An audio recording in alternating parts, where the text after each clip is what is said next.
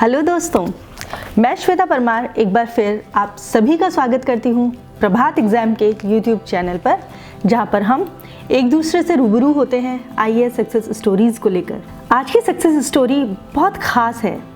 मुझे वो व्यक्तित्व पर्सनली तौर पर बहुत पसंद भी है। वैसे तो सभी बहुत अच्छे हैं।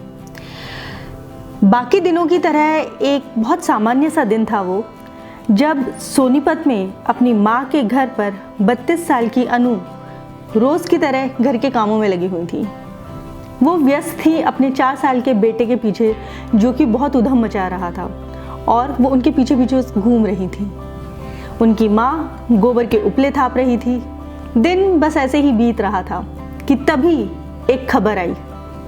अनु कुमारी 2017 आईएएस टॉपर, सेकेंड रैंक। जी हाँ दोस्तों, यूपीएससी के नतीजे आए थे और हरियाणा के सोनीपत के पास एक छोटे से गांव में जन्मी और शहर सोनीपत में ही पली बढ़ी अनु कुमारी ने पूरे देश में दूसरी रैंक हासिल की थी। तो आइए रूबरू होते हैं आईएएस अनु कुमारी के सफलता हासिल करने तक के सफर से। 18 नवंबर 1986 को हरियाणा के एक निम्न मध्यम वर्गीय परिवार में एक लड़की का जन्म हुआ। जब पता चला कि दूसरी भी लड़की ही हुई है तो परिवार और पड़ोसियों में जैसे मातम सा छा गया। लोग बधाइयों की बजाय दिलासा देने लगे। माँ को अपनी बच्ची से प्रेम तो था, लेकिन इस बार उन्हें भी बेटे की ही चाह थी।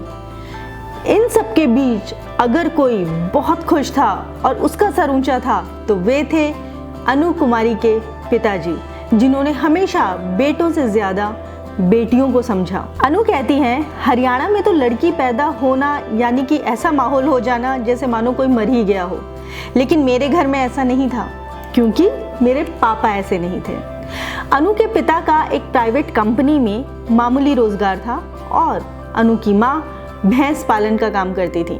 घर के कामों से लेकर दूध दुहने, बेचने, गोबर के उपले थापने और हर घर का काम वे खुद ही करती थी।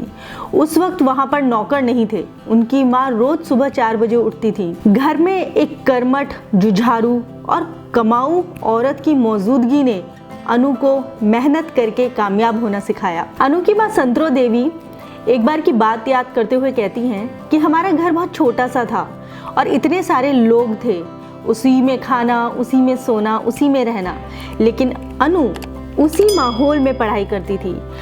पूरी छत गोबर के उपलों से ढकी हुई होती थी, लेकिन फिर भी अनु उनके बीच में बैठकर अपनी पढ़ाई करती थी और क्लास में भी हमेशा अव्वल ही आती थी। 12वीं पास करने के बाद अनु दिल्ली यूनिवर्सिटी के हिंदू कॉलेज में आ गई। वहाँ पर उन्होंने फिजिक्स में बीएससी किया। उनकी पढ़ाई ज़रूर इंग्लिश मीडियम में हुई थी, लेकिन सोनीपत के इंग्लिश मीडियम स्कूल में इंग्लिश कोई नहीं बोलता था। इंग्लिश की टीचर भी नहीं बोलती थी। तो दिल्ली पहुंचकर अनु को लगा कि वे ठीक से अंग्रेजी नहीं बोल पा रही हैं। फिर क्या था, जिद्दी अनु ने अंग्रेजी के पीछे जान लगा दी। उन्होंने कहा, मुझे तो अब ये जाननी ही है और बोलनी ही है। और आज ये आलम है कि अनु फर्राटेदार इंग्लिश बोलती हैं। उनके आगे शायद बहुत बहुत अच्छे अंग्रेजी बोलने वाले भी फेल हैं। हिंदू कॉलेज से पढ़ाई पूरी करके अनु ने IMT नागपुर से MBA की और उसके बाद महज 21 वर्ष की उम्र में ही उन्होंने नौकरी करना शुरू कर दिया। पहली नौकरी उनकी ICICI बैंक मुंबई में लगी थी। अनु हरियाणा से दिल्ली और फिर दिल्ली से मुंबई पहुंच गई। इसी बीच अनु की शादी हो गई, लेकिन वो नौकरी करती रही। उनके एक बेटा भी हो गया। फिर कुछ साल बाद उन्होंने नौकरी छोड़कर सिविल सर्विसेज की तैयारी करने का फैसला ले लिया।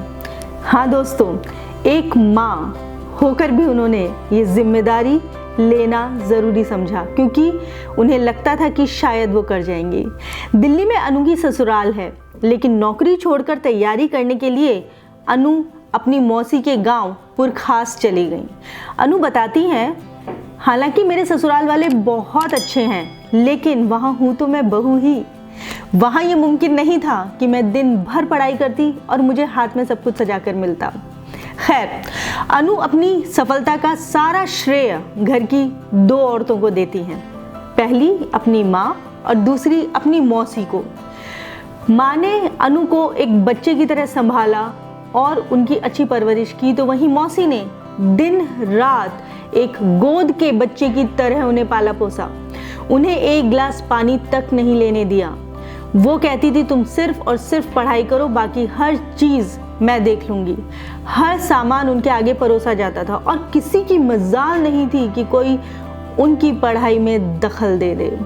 मौसी दरबान की तरह डटी रहती थी और सच तो ये है कि माँ और मौसी दोनों ही खुद ज़्यादा पढ़ी लिखी नहीं थी। शायद यही एक कारण रहा होगा कि उन्हें लगा कि कम से कम हमारी बेटी उस काबिल हो जाए जो शायद वो नहीं बन पाई। अनु ने एक पुरखास गांव में रहकर ही पूरी तैयारी की। उन्होंने कभी कोचिंग नहीं की क्योंकि वहाँ वह जिस गांव में रहती थी वहाँ पर ऐसी कोई सहूलियत थी ही नहीं। यहाँ तक नौबत थी कि वहाँ कोई अंग्रेज़ी अखबार भी नहीं आता था। वहाँ पर सिर्फ स्थानीय हिंदी अखबार आता था जिसमें खबरें जो होती थी वो होती थी किसी की भैंस चोरी हो गई, किसी की लड़की भाग गई, या किसी ने बहू को जला दिया, या नेताजी ने ये भाषण दिए। लेकिन अनु ने अखबार न मिलने के लिए कभी किसी से शिकायत नहीं की, बल्कि उन्होंने ऑनलाइन पढ़ना शुरू कर दिया, क्योंकि अनु का मानना था कि हर वो चीज़ जिसकी कमी होती है उसमें शिकायत करने की बजाय हमें उसका हल ढूंढने की कोशिश करनी चाहिए, क्योंकि हर समस्या का समाधान ज़रूर होता है। सवाल ये नहीं था कि अनु गांव में रहकर पढ़ी और वहाँ पर अखबार भी नहीं आता था, या कि कभी उन्होंने कोचिंग नहीं की, या फिर कि वो अपने 4 साल के बच्चे को 1 साल तक अपने से दूर रख कर रहीं। पर बात ये थी कि उन्होंने मन में ठान लिया था और बस यही उनकी ज़िद बन गई थी कि अब मुझे कुछ करना है। और आखिरकार उन्होंने यूपीएससी 2017 में AIR 2 लेकर सफलता हासिल कर ही ली। तो प्रिय दोस्तों, ये थी IAS अनु कुमारी की एक बहुत ही प्रेरणादायक कहानी, जिसमें हमें ये पता चला कि चाहे हम गांव में रहें, चाहे शहर में, चाहे हमारे पास कोई माध्यम हो या ना हो, लेकिन अगर हमारे पास ज़िद है, अगर हमारे पास शिद्दत है और अगर हमने ठान लिया है तो नामुमकिन कुछ भी नहीं। हम कुछ भी कर सकते हैं, किसी भी हालातों में कर सकते हैं, कैसे भी पढ़ सकते हैं। बस सपना सच्चा होना चाहिए, सोच पे यकीन होनी चाहिए, और देखिए आप में से कोई भी IAS बन सकता है। तो ये थी IAS सक्सेस स्टोरी में एक और कहानी, और ऐसी ही अन्य सक्सेस स्टोरीज को जानने के लिए और सुनने के लिए बने रहिएगा मेरे साथ YouTube के प्रभात एग्जाम चैनल पर। लेकिन हाँ, इसे सब्सक्राइब ज़रूर कर लीजिएगा।